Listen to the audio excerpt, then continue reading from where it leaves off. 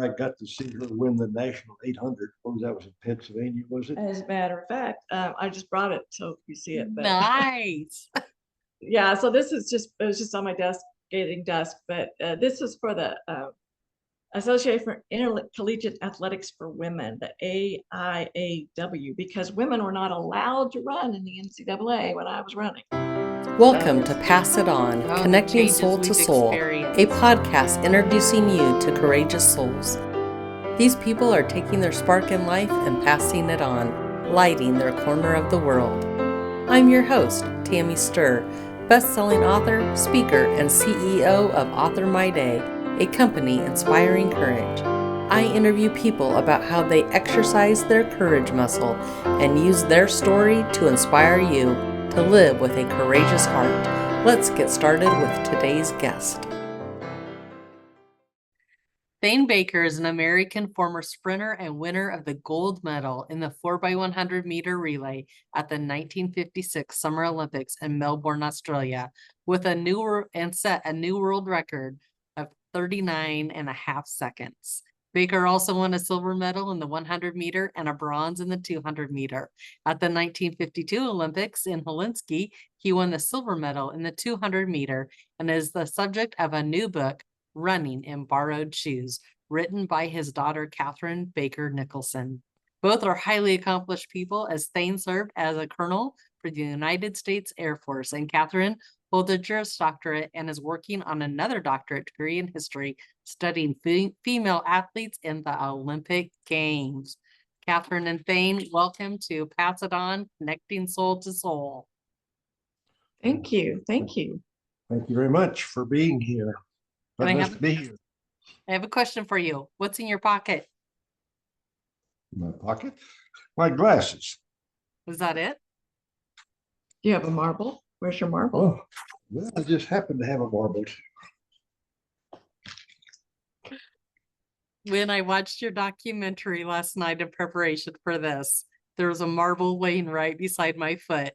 And I said, this belongs in my pocket now. Well, don't go anywhere without it. I've been carrying a marble since 1957. And why do you carry a marble? Well, in Kiwanis Club at that time, we had a gentleman, I.F. Cowley, we called him F. Cowley, and he passed around a bag of marbles one day at the Kiwanis Club, and said, everybody take a marble. And after that, he said, anytime that you have a situation that you need to feel that it needs some sympathy on your part, it needs some understanding on your part or something, take that marble and put it in your hand, and you'll think before you get through and put that back in your pocket of the good things about that situation that is good. This world is a beautiful place, and that marble will help you enjoy it. And I will tell you what, and I know that you believe in God's timing and God working in our lives. And when I saw this marble and then I got called to the hospital today, this has just been continually with me. So if you've already wondered if you lived out your purpose for today, I'm telling you, you've had the influence on me. Needless to say, I hope that my life has been a help to people. I like to think that the most important thing in this world is people. Everything else is just stuff. Catherine heard me say that so many times. And our friends and the people we interface with everywhere in our lives are what's important in this world. Absolutely. So one of the things that I've noticed about you and Catherine, and then I end up asking you the same thing, is your faith, when I was watching the documentary on you, came out so strong and so passionate. Has your faith in the Lord always been as strong as what we're seeing today, or is that something that developed over the years? Well, I went to the Methodist Church as a small boy, and I got the little pins I could wear on my shirt for a 1 year perfect attendance a number of times. And when my parents and I would go fishing, my father would leave the lake and take me to a local church somewhere so I could get my perfect attendance and keep it up. Needless to say, there's been many times that I've called on the Lord for him to help me do the best I can. I don't want any favors, but I just want to do the best that I possibly can. And he's always been there for me. Amazing. And Catherine, I noticed when you were signing off on emails to me, it was like, God bless you, things like that. Tell me a little bit about your faith, and does it come from your ancestors like your father? Well, it's kind of funny because actually Dad's parents didn't go to church. And so that was Dad deciding to go to church. But he wasn't baptized until after he was married. So it was a journey, a growing journey. But he went because they had children's activities. And sometimes he went after school during the week to a different church because they had after school activities for kids. But again, it was something that he had to do on his own because his parents weren't behind that. Um, Not that they objected or anything like that. It's just that that was not part of their lives. My mother was baptized a Catholic when she was about a week old in Chicago, Illinois. But throughout life, she lived on a farm. She said just wasn't access to a church, and her parents didn't go, so she just never made it a part of her life. But she joined the Methodist Church late in life. right. And then I was a Presbyterian until I was 35, and I'd gone to Catholic high school and wanted to join after high school, but Dad said I was too young. And Well, I think my comment was, I think that I want you to be mature in your life and make sure that this is what you want to do. And I think at the time, I want you to wait till you're a little more mature. I didn't realize she'd wait as long as she did, but needless to say, perhaps I was wrong, Catherine. If so, I'm sorry. But it's okay. It's okay. Maybe I had to work for it, so it came out just perfectly. But I joined the Catholic Church when I was 35. I was searching a long time for the right place, and I kept trying different churches, and I just didn't fit, and it was the square peg round hole. I don't belong here. Ugh. And finally, I was 35 and went back to the Catholic Church, and I'm home. This was it. This is where I need to be. And so I, not every day or anything because life is life, but I try to go to Mass Monday through Friday, and I try to go to adoration on Saturday, and then I try to go to Mass on Sunday. So that's part of my mental health, because if I don't have that prayer time, my life just doesn't work out as well. I kind of get off track. And I don't know if you knew, but I lost a son to brain cancer in 2018. And that was really, really hard. He was 22 and he'd had cancer for 7 years. And so, part of that mental health and taking care of myself so that I can help others is that I need to go to have that contact with Jesus every day in some form. And this morning, I knew I wasn't going to make it to Mass because we had an interview scheduled. So I sat on the stairs at home and I just read some Bible and did some praying and okay, got to move on. But, I did what I could because that's all I had. But I knew I had to. So. Well, I can definitely say that religion is a major part of Catherine's life. Yeah, it is. It's just, it's a process. I homeschooled for 22 years. So I have my law degree, but once I held that baby in my arms, I'm like, oh, my vocation is to be wife and mother. Who knew? I mean, I'd been married when I went to law school. I was married when I was practicing law, but there was 8 years between marriage and baby. And I was running track at the same time, and it just didn't really occur to me that marriage meant family. I don't know why, but I can't explain that really. That doesn't make sense, and I didn't understand the connection. But oh my goodness, once I held my baby in my arms, I was like, oh, this is what I'm supposed to do. And so I homeschooled for 22 years. So My question for you, because you're a very highly accomplished person, how did you get over the fear of what people would think, and did I waste this degree or whatever went through, and take the courageous route to say, no, this truly is my vocation. I need to be at home with this baby. well, it's a funny story. when I was in law school, I went to law school in 1982, and one of my classmates, a male, said, "You don't belong here. You're taking the place of a man, and he can come to law school and get a law degree and support his family. But you are just here for now. And then once you have kids, you'll just stay home with the kids."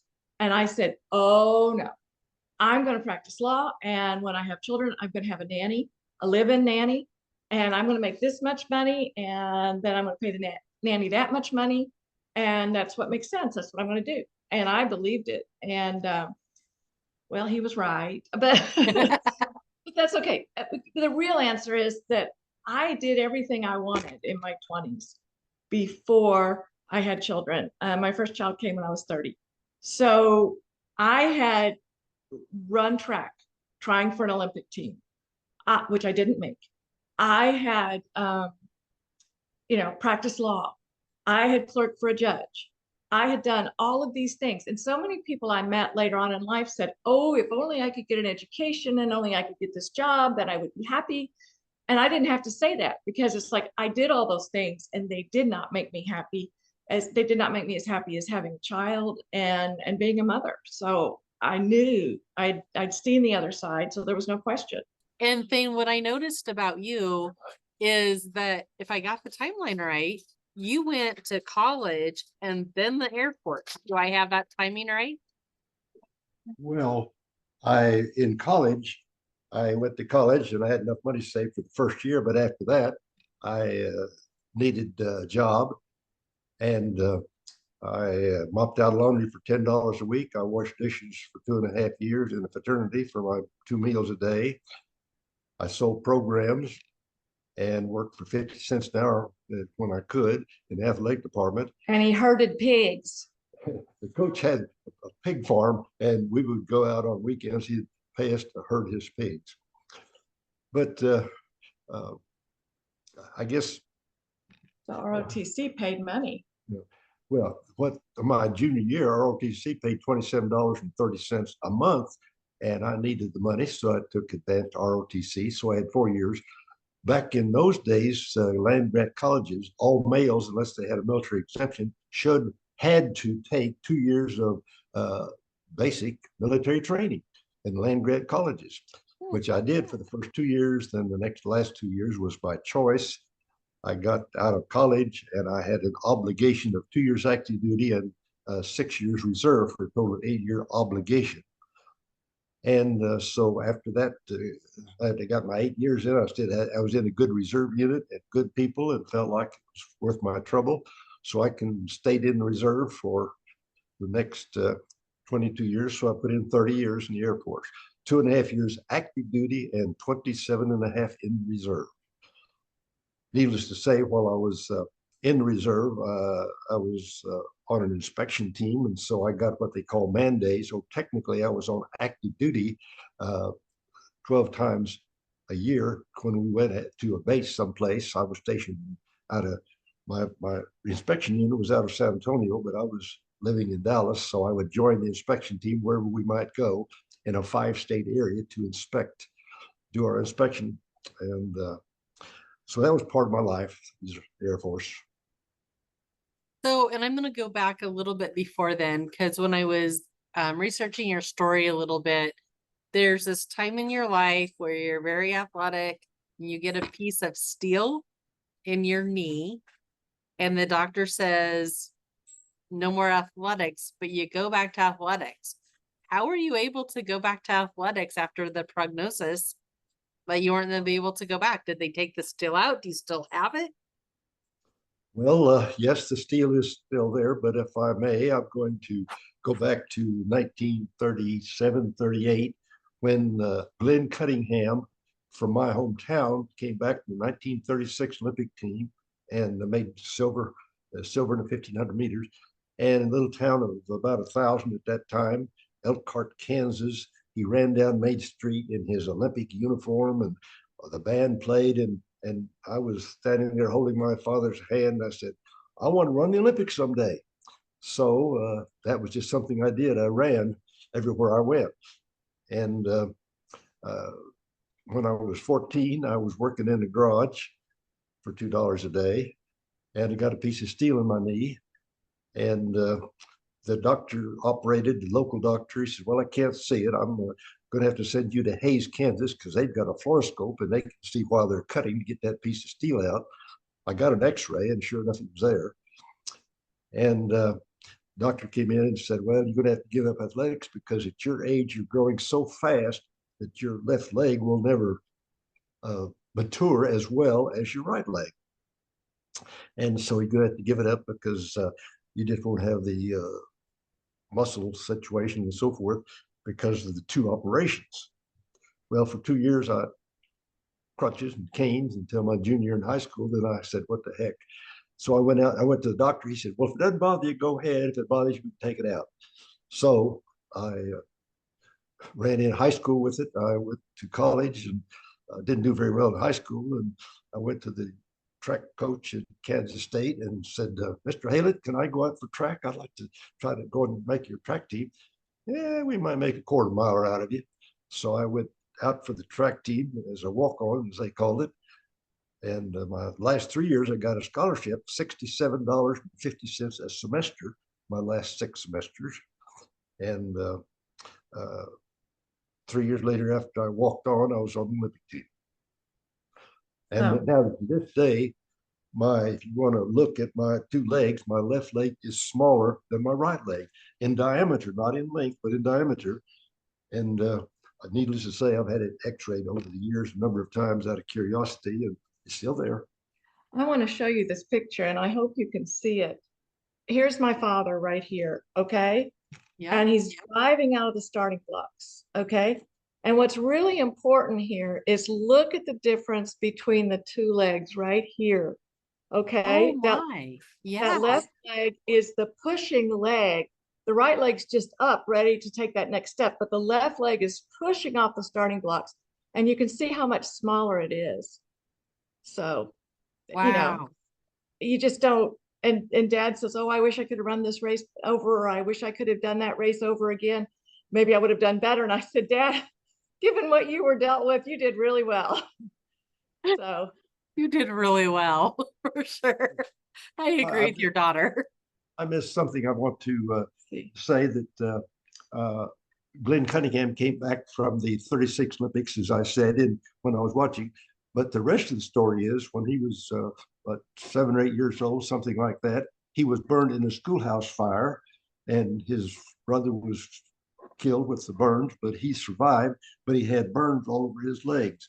And Catherine knows the story. There's a book on it that Glenn Cunningham co-authored. it was called Never Quit. Never Quit by Never Glenn Quit. Cunningham. Okay.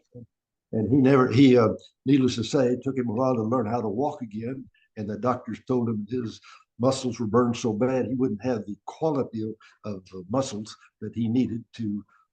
Anyway, he learned to walk again by following a cow. Holding onto the tail of a cow. His dad tried to get him to hold on to the horse's tail, but the horse went too fast. So he had to learn holding onto the tail of a cow. Huh. So I was inspired, shall we say, that, well, if Glenn can overcome his situation and run and go to the Olympics, why, I'm going to do it too. I was wondering where that determination came from, because there's a lot of people that would have just taken the doctor's prognosis and given up. There would have been people after high school that said, I'm not good enough for college, and not ask the coach. Like, you wouldn't ask the coach to be a walk-on. What gives you that determination then, and what gives you the determination today? Because from what I'm seeing, you just keep going. Well, my parents were wonderful parents. My father's father disappeared when he was 14 years old, so he had to go to town, and he held 3 jobs, issuing skates at the skating rink, and he worked in a garage as a flunky, and Movie theater. and he ran the projector in the movie theater. He had 3 jobs and sent the money home to the mother on the farm. When he was 14 years old. Yeah. Wow. Anyway, he, needless to say, was a dedicated father. And one of his things he said to me one time, I don't care what you do in life, but do it well. if you dig a ditch, dig it straight and dig it deep. And my mother followed up at a different time with determination. She only had an eighth grade education. My father dropped out of school, I think, when he was a sophomore, something like that. And she was a baseball pitcher, and she drove a sulky. You remember the sulky behind the horse? Harness racing. Harness racing. Okay. And she played golf. She was a very competitive person, sports-wise. And horseshoes. And my mother and I played horseshoes all our lives. And needless to say, we you'd say it had a lot of fun to it because she did the spinning type horseshoe and I did the over. And so we always argued which one was the best. Hey, I won that game because I did it the right way. Anyway, needless to say, I got a lot of competition from my mother. And one other thing, I think I have a distinction probably nobody else has ever had or will have. I was timed with an alarm clock without a second hand.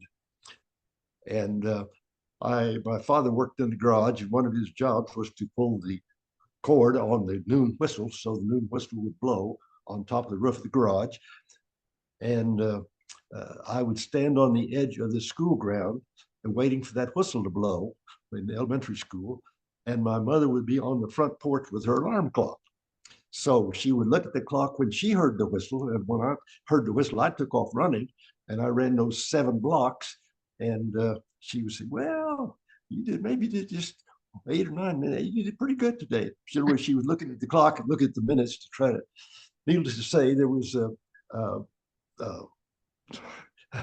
a challenge. Let's call it a challenge that happened until age 14. Where it was a different situation for a couple of years, but then I started running again. Wow. But And they go ahead. They timed it with a stopwatch then. They didn't use alarm clocks. Right. Yeah. Oh, and Catherine, that determination I'm seeing in you, the best I can tell, you're like on your 4th, 5th, or 6th career. You Seems like it, doesn't back it? at school. Like, That's where I want to be, right? why are you back at school? And where does that determination come from? Well, when I was in high school, one of my mother's dear friends, her name was Bertha Clark in Winfield, Kansas, and she had taught advanced English to high school students. And when she retired, she went back to college. And I said, oh, that's what I want to do. When I'm retired, I want to go back to college because I love school and I love the challenge and I'm really, really enjoying myself. So I've been a caregiver for a really long time. You know, I homeschooled my kids for 22 years. I had a son with brain cancer for 7 years and I was his caregiver. And then I helped my dad with my mom. My mom had Alzheimer's and we cared for her until she passed in 2021. And right now, I have a window where nobody needs me. And I need you. well, I know, but Dad just got home from a cruise of the Mediterranean on Saturday. And so he doesn't need me daily to help with daily tasks. And so, so right now, while I have a moment, I'm doing what I want to do for fun. So I don't know how she can get everything done that she does with her many activities in the church and singing in the choir at the church and taking care of her son and his wife and a 2-year-old live in her basement. So needless to say, that is a situation that she deals with daily. And just finished the last 5 years, she's been working on the book. And now she's going back to school. And she says she's having fun in her college. Right. So I'll just show you. Here's the front cover. Oh, you've got one. There you go. I gave it to you before. Okay. Sorry. No, But don't yeah. be sorry. I loved it. I was waiting for the great time to pull this out and you pulled that out. I'm like, me too. Yeah. I Yeah. am so excited to read Thanks. this story. I'm excited too. I had a writing coach and I wouldn't have been able to do it without her. I want to say that. So in 2019 in July, I had my first meeting with my writing coach. And one of the things she told me was, if you go through a publisher, it'll be 5 years before the book's published, but you can always self-publish sooner. And she was right, absolutely. But I do believe that the product is better for me, for having gone through an academic publisher, a university press. I wanted to produce something that was academically rigorous. I knew I was coming into this PhD program. I mean, I didn't know, but I knew where I wanted to aim. And so, so the book reads like a narrative nonfiction. It reads like a novel. And Dad and I interviewed all the surviving 1952 Olympians, and so many of them have passed since we interviewed them. And that was really, really tough. But, we got all these stories, and we put it in the book, and hopefully the book reads well to somebody who's not academic at all. My coach said that the average reading age in the United States is like 4th grade. So she told me I had to dumb it down. But I made it, it's simple, but I hope it reads well. And then, but at the end, I had over 600 endnotes, which substantiated everything and documented everything, improved everything. And so that's where the academic piece comes in. And, if nobody reads the endnotes, that's fine too. But there were interesting things in the endnotes. I thought they were interesting. I wouldn't have put them there. Well, between the things I remember and the things that she gained from talking to the other Olympians, 52 team, and then the stories I told, she put words in their mouths, so it reads like a novel of what they're saying this, saying that. And I got permissions from them. I got the releases from them. So anyway, I just wish that more were here to read. But it is what hopefully it'll inspire somebody else to try and don't give up, as Glenn Cunningham said. Never quit. Never quit. Yeah. So it's really important. And it's something else my dad says, and I know it's true, is that if you want to succeed in athletics or really anything, it takes a really long time. You can't say, oh, I'm a freshman and I came in last place in this race, so I'm going to quit. These athletes that are running competitively today have been working on it for years, and they don't quit. Years and years and years. And some of those better athletes are in their late 20s. It's not something that you can just pick up and say, oh, I'm going to be a concert pianist today.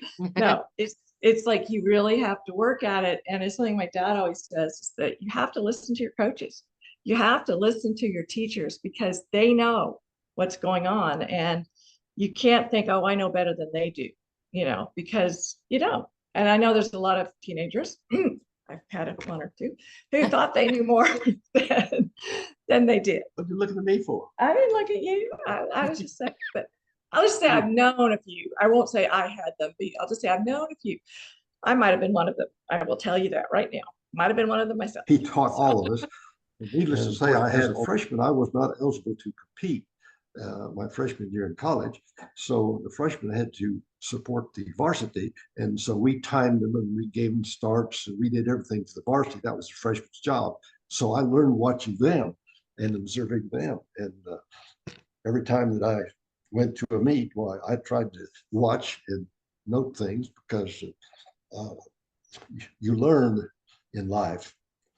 And the one thing I've learned in life is I have the most wonderful daughter in the world. Oh. What did you think when she said, I'm going to write a book about you? What was your reaction?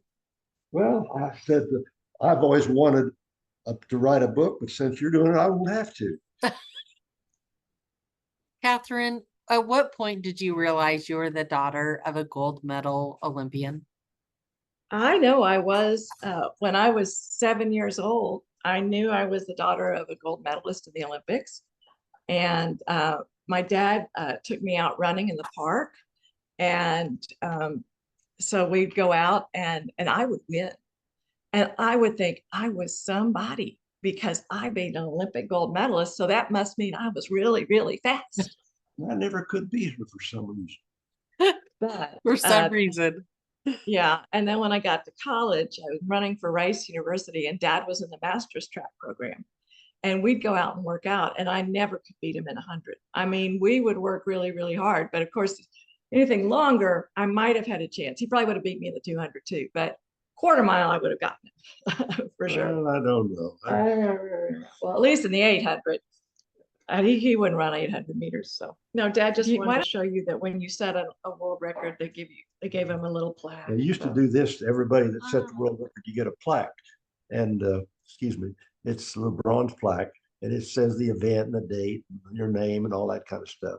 So that's just one thing that I don't know, do that or not still, but it's probably it does say world record holder, and then with your name and when the date, what it was, set and everything. So these are nice mementos. And I was wondering if it'd be okay if I just show you some pictures. Oh, Wait a minute. absolutely. This was a picture of Dad at Kansas State, and he was coming out of his blocks. I don't know if you can see that. I can really well. And then in the 1952 Olympics, this was a preliminary heat, and he's coming across the finish line there, and that was in Finland. And then let's see, the race itself, Dad was second, Andy Stanfield from the United States was first, and Jim Gathers from the United States was third. So America took 1, 2, 3 in the 200. Wow. Which was kind of a surprise to people. But this is a picture from the finish line. And then this one here is taken from the stands. So you can see Dad is right here closest, and Andy Stanfield's over here. And then this is Jim Gathers coming in behind. So 1, 2, 3 for the Americans, and that was a big deal. And then here, this was taken minutes after the race. And so if you really enlarge this photograph, there's sweat on his brow. So. And these are the Olympic finalists. And I like how this is right after the race. I like how, except for one, all of them just had their arms around each other. I thought that was really nice. No, that's okay. So the United States Air Force paid for Dad. They let him train for the Olympics while he was working for them. Well, but he still worked 7 to 2. Yeah. He still did a full day before he went to train. So this is one of my favorite pictures. This was in practice in Australia. So my dad is handing off the relay baton to Bobby Morrow. So my dad ran third leg, and Bobby Morrow was the fourth leg on that 4x100 meter relay team that got a gold medal. But you can just see that stretch out there. And I just love that, That particular picture appeared in a number of magazines. I think it was Look Magazine, Life Magazine, or that one particular picture was sold by the photographer to a lot of different people. Yeah. As you're thinking about all of those Olympians going into opening ceremonies, what would you tell them? Be sure to take your umbrella. Every time we walked into the Olympic Stadium, it was raining in 52 and 56, and it rained for a couple of weeks. They were there, good training weather and practice, but when the Olympics started, it started raining, and that time in 52, the uniforms were furnished by the Wool Growers Association. So we had wool jackets and wool pants, wool blouses. Anyway, needless to say, we were sopping wet in wool stuff, and marching down times in New York City while the sun was shining. We were perspiring, so we were wet that time too. They had a ticker tape parade for the 52 Olympians, and they were in these wool suits in July in marching down New York on Broadway or wherever the ticker tape parade was. So. Do you have any advice? Because I do have several young people that have that dream to go to the Olympics. Do you have any advice for them? Well, Catherine's heard me say this a million times.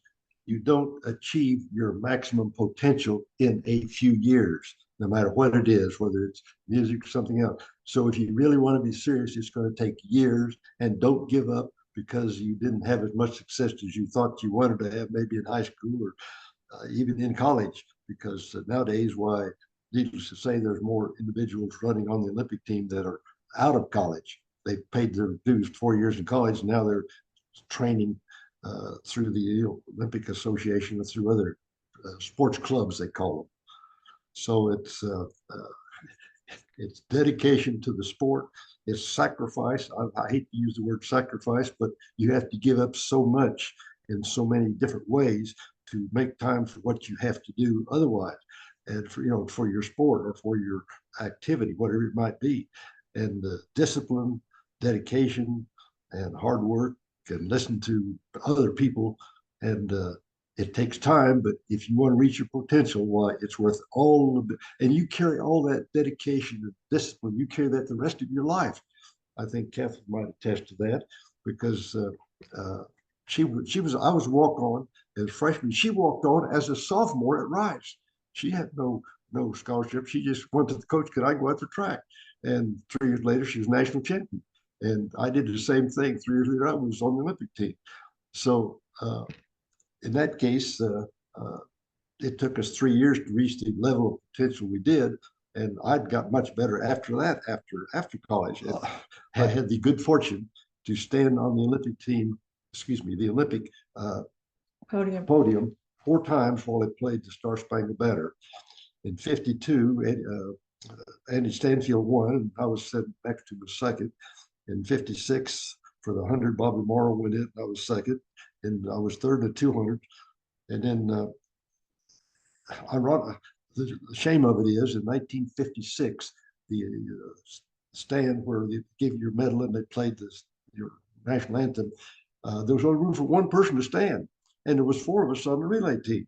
And they looked at me, I guess they thought I was the oldest one there or something. So they asked me to stand up. They said, you go get the medals. I stood on the Olympic podium, and they handed me 4 Olympic gold medals and 4 bouquets of flowers. And so I got off the stand after they played and handed them their medals. They didn't get to stand on there and play the Star Spangled Banner. And so, I mean, I felt so selfish, and why me, Lord? But that's just one of the things that happened.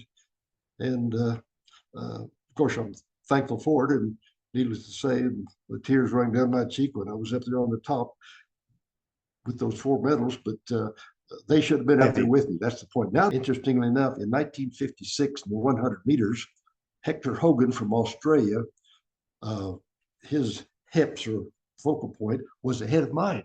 But I was leaning over like this, caught the tape here, caught the picture here. And he was standing there like this, and he got third, and I got second. It came out in the paper though in Melbourne, Australia. Well, Baker ought to give his second placed medal to Hogan from Australia, because he actually, his center of gravity, I think, was ahead of Baker's. Baker cheated, he leaned over. But the book says any part of your torso that crosses the line, that's what counts. So anyway, we talk about courage here. I would love to hear from each of you, what's your definition of courage, and why do you think courage matters?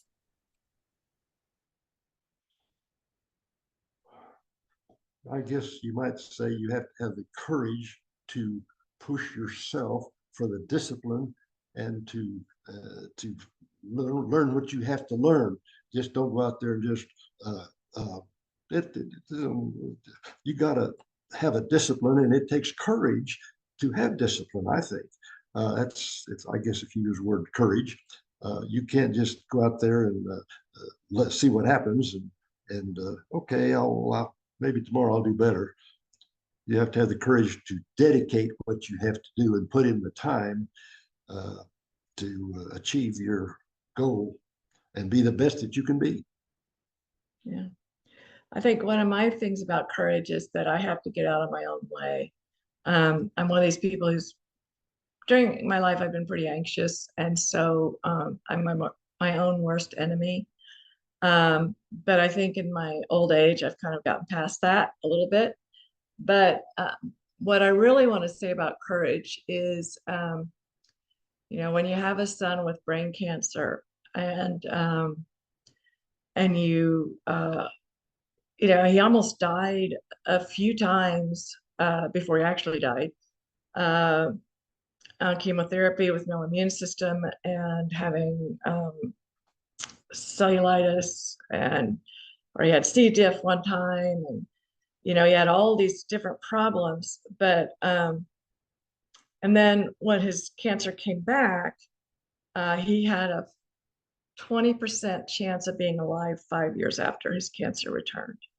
So I think in those situations, courage is, listening to what Jesus says about don't worry about tomorrow. But for me, I had to focus it on 1 minute that this minute, nothing bad was happening. And in this minute, I can be okay. I can be happy.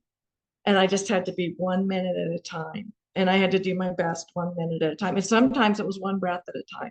I can breathe in and it's going to be okay. And I can breathe out. And that's courage to just say that right now it's okay. What your son said about Yeah, he said it's going to be okay. And if it's not, it's going to be okay. That's what he said going into his first surgery when he was 15. And then towards the end of his life, he said, I believe God turns all things for good. And if I can help that by my living or my dying, then it's okay.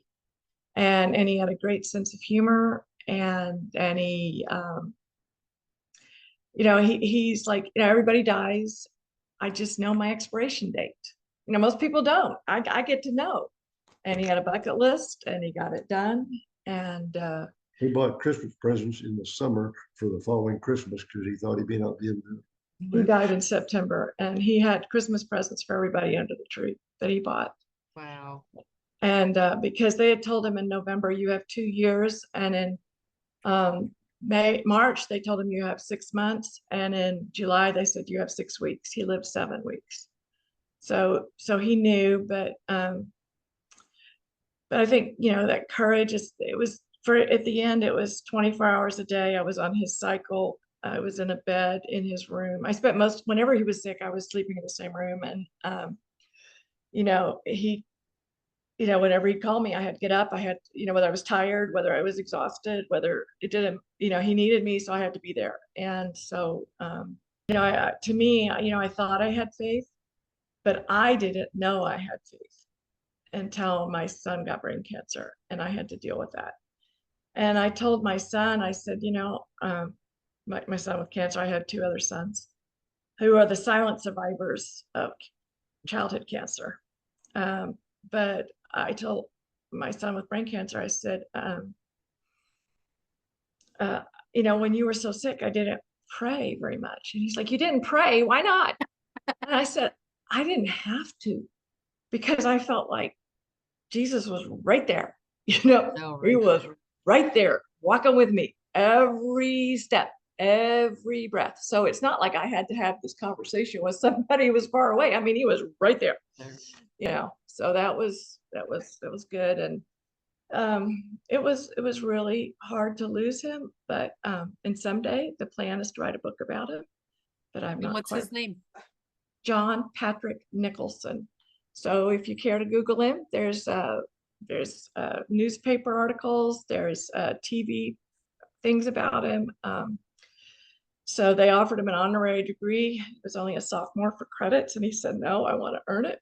And so they asked him to carry the flag in at graduation, and that's when he had 4 months left. He and another son and I went on a backpacking trip to Europe. We got to Paris, and I said, okay, we got to figure out where the train station is. And then we got to figure out how to get on the train to go to Luxembourg because we have family in Germany that's going to meet us. And my son's like, you don't know what we're doing? I'm like, no, but we're going to figure it out. And we took a train to Lourdes. And so he said, I'm a Catholic. I'm sick. I have to go to Lourdes. But, he was really good about it. And he got to go to a College World Series game, and a friend of a friend of a friend got him up front row. He got the game ball. He wanted to go to a video game convention in Los Angeles. His older brother took him. He wanted to work for Nintendo of America. So he got to spend 2 hours. And by this time, he's not doing too well, but he got to spend 2 hours teaching other kids about video games. And he got to wear a Nintendo shirt. So he worked for Nintendo, and he wanted to finish his senior project proposal, and it was called a capstone project, and he wanted to get that approved. And so towards the end of his life, he was processing at a very slow speed. He was becoming fully paralyzed.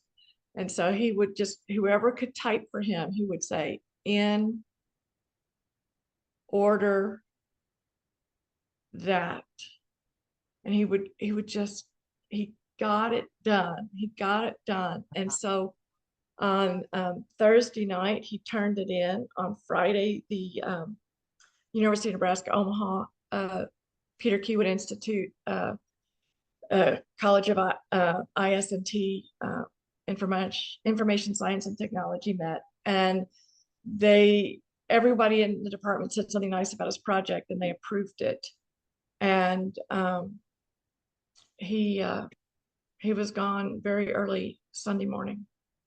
I have to say, hospice at home was the way to go for us. It was so wonderful because he was in our living room, and people were just coming all hours of the day and night, and just, it was like this wonderful party. It was really sad, but all these people were coming. And one time we looked out a window, and there were 4 men in the front yard, and it was after midnight, and I recognized them. I said, come on.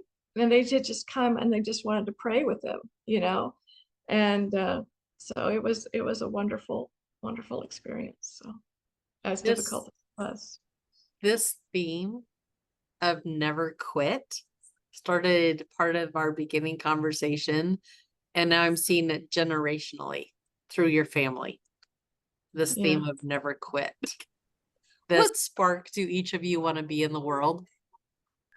Well, for me, I just want people to know that I love them. And I do this thing for a downtown Omaha church. I work for St. Vincent de Paul. And so they call the downtown Omaha church, and they have needs. I can't pay my rent. I can't pay my utilities. I need food. I was able to get in an apartment, but I don't have any furniture or household goods. We just got evicted a week before Christmas, and I have 3 children. And so, these conversations, they leave on the answering machine, and then I return the phone calls, and I talk to them about what help they could find. And I always try to pray before I do that, because I try to pray that, I'm not Jesus, but I know that I'm representing Jesus, through love to them. And I just try to let people know that I love them, and I try to respect people. And I know it's hard, especially kids. Sometimes when they're growing up, they don't always, especially teenagers, sometimes they don't always know or understand that love, but that's okay. It comes around. And so, but I just want to greet people with love. So the spark would be to, carry Christ's love to the world. That would be my spark, if I could do that. You can do that. You do that. I try. I do a program called Often The Touch of the Master's Hand. The Touch of the Master's Hand. And it's about, if you were to be an ambassador for a country, if you're going to be an ambassador for, your local chamber or whatever, what would be expected of you? And it's like, you're going to know the talking points. You're going to dress a certain way. You're going to be the hands of that. And it's like, aren't we all an ambassador for God?